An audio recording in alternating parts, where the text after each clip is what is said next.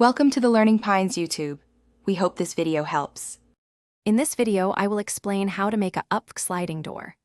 We'll begin by understanding the fundamental parts, including the frame, sashes, and glazing. Gathering all your tools and materials beforehand, such as a miter saw, welding machine, and measuring tape, will ensure a smooth workflow. Precision in every step, especially with measurements, is absolutely key to achieving a professional and functional sliding door for your space. Next, we focus on preparing the Upvc profiles.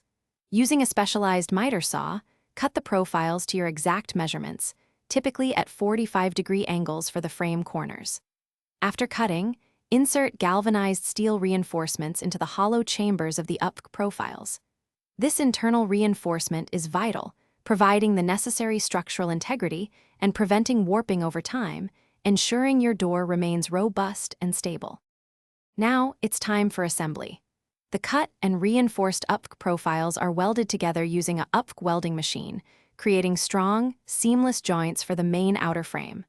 Simultaneously, you'll assemble the sashes, which are the movable parts of the door. Carefully check that both the main frame and the sashes are perfectly square and flat. This meticulous attention to detail guarantees the door will operate smoothly and seal correctly. Finally, we move to glazing and hardware.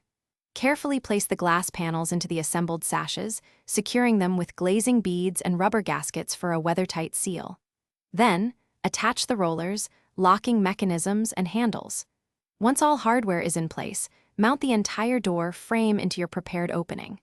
Adjust the rollers to ensure the sashes slide effortlessly and align perfectly, completing your new Upvc sliding door. Thanks for watching. Consider subscribing if we helped you.